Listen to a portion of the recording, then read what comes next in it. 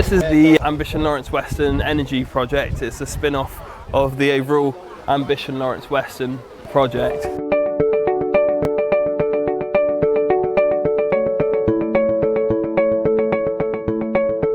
Through the Big Local programme, we've got a high focus on fuel poverty for our residents. So we're trying to explore ways on how to address fuel poverty and obviously cleaner energy. So we formed an energy group. We're also involved in another project being funded by USEF to look at how we manoeuvre through the planning system with the recent changes around on-site wind turbines. So that's a piece of work that's going on. We did an energy fest in Avonmouth. And what was great about that was that what we were doing at the time was we were exploring planning routes for wind, and we weren't sure how that was going to happen, because there's a ministerial statement at the moment that basically means without demonstrated community support for a wind turbine, you won't get it through planning, and it has to be within a neighbourhood plan. And what we were able to do was through the events that we held and the community engagement that we delivered, we were able to demonstrate that the community was behind a community turbine. The solar farm was built around 2016, but preceding that there was the energy group within Ambition Lawrence Weston were keen to have a wind turbine, and in looking at what available land there was around Lawrence Weston, the solar farm became an opportunity that the council were developing, and through brokering with Bristol Energy Network, one of the partners of Ambition Lawrence Weston, we're able to work with the Bristol Energy Cooperative to develop that farm and benefit from that.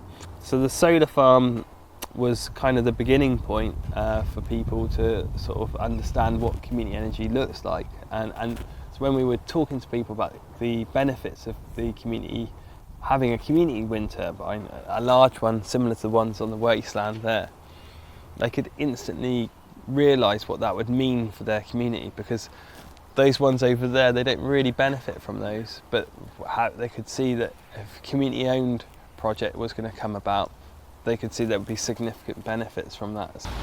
And the pre-application for planning's gone in, and now we're just looking at the capital investment needed to realise a 4.3 kilowatt wind turbine, which will be one of the biggest in England, but definitely the biggest in Bristol.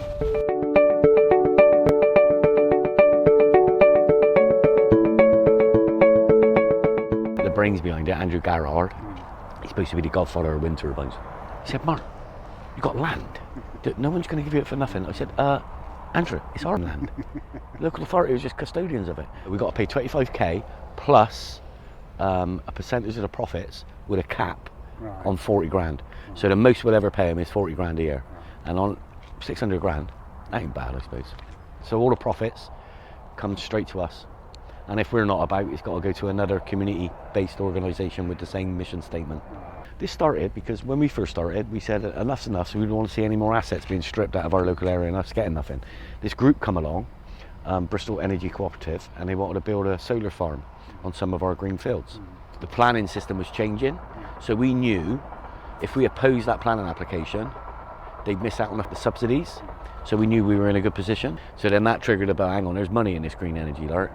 And then me and Roger were sat in a pub one night, and Roger said we ought to build our own wind turbine. And before you know it,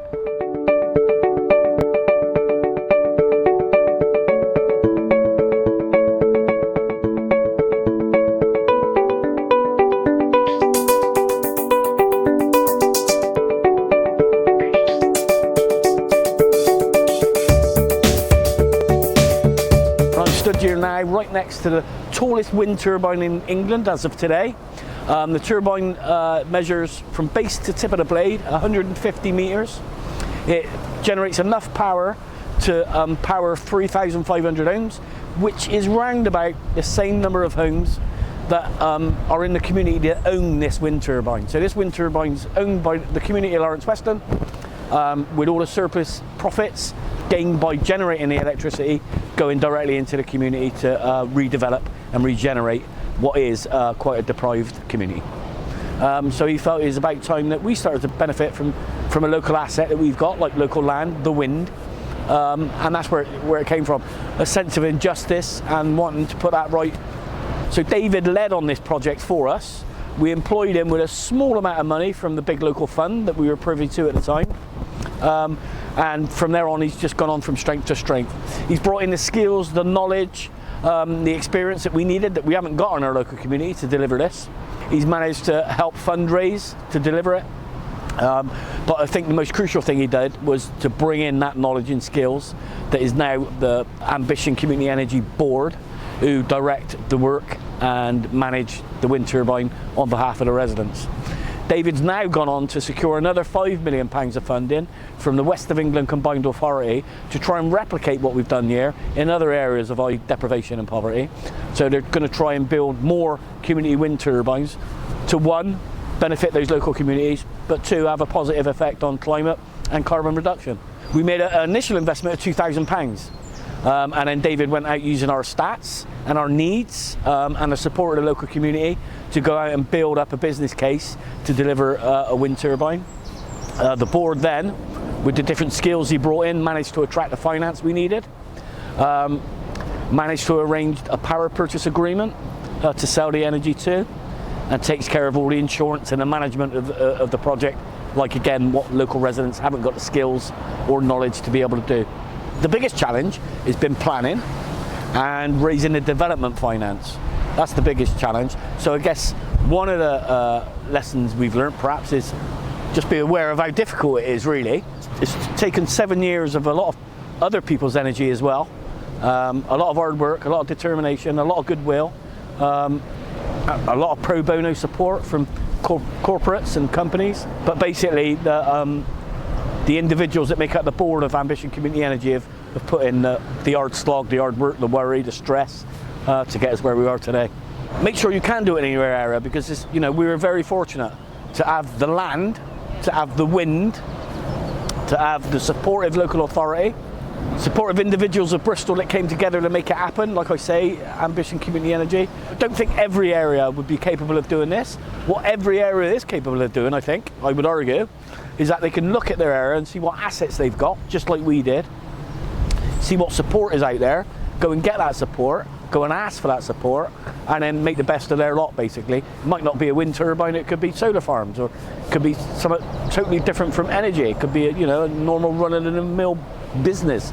But just look at the assets around them, because they will have assets. Their residents will have, there'll be assets, and just see how those assets can lend themselves to generating an income just as we did, really. So I think the strategy is repeatable all over.